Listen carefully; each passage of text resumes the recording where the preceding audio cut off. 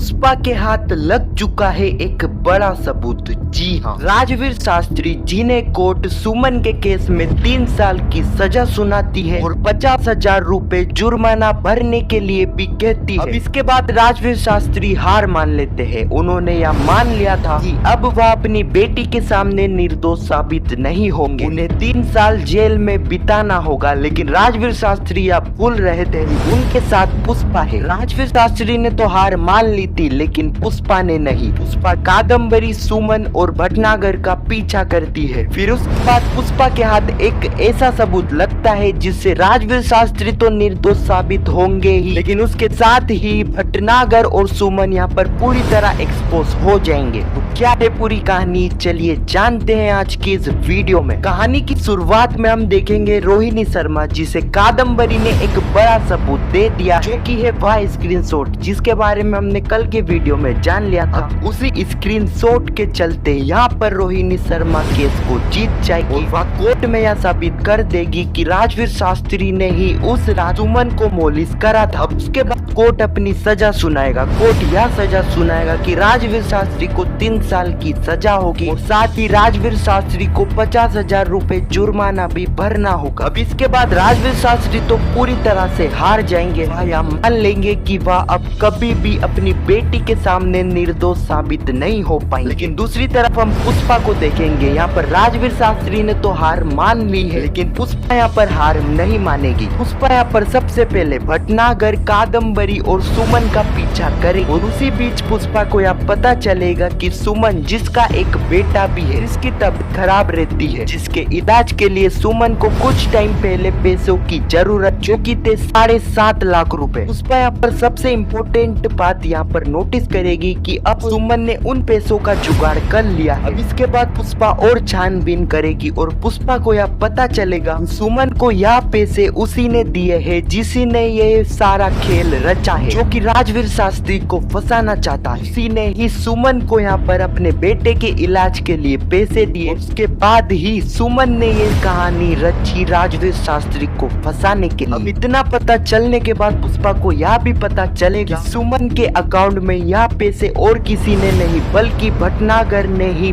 डलवाए हैं। अब इतने सारे सबूत इकट्ठा करने के बाद पुष्पा सीधे जाएगी राजवीर शास्त्री के पास और उनको ये सारे सबूत और ये पूरी कहानी बताई, जिसके बाद राजवीर शास्त्री को मोटिवेशन आएगा और वह एक बार फिर से केस लड़ने के लिए तैयार हो जाएंगे और एक बार फिर रोहिणी शर्मा और राजवीर शास्त्री का आमना सामना कोर्ट में होगा। लेकिन इस बार कहानी थोड़ी अलग हो, क्योंकि इस बार राजवीर शास्त्री के पास काफी बड़े बड़े सबूत हैं। जिन सबूतों को ढूंढा है पुष्पा ने और उन्हीं सबूतों के चलते यहाँ पर राजवीर शास्त्री केस को जीतने वाले। राजवीर शास्त्री ना सिर्फ अपने केस को जीतेंगे बल्कि अपनी बेटी के सामने यानी कि रिया के सामने निर्दोष भी साबित होंगे। तो यही कुछ कहानी है जो कि आने वाले एपिसोड में हमें देखने को मिलने वाली है, जो कि काफी ज्यादा इंटरेस्टिंग रहेगी। खैर, आपको यह वीडियो कैसी लगी कमेंट में जरूर बताना और वीडियो पसंद आई तो वीडियो को एक लाइक जरूर करना और पुष्पा इम्पॉसिबल के आने वाले एपिसोड की ऐसी वीडियो के लिए चैनल को सब्सक्राइब अवश्य करना। जब तक के लिए धन्यवाद।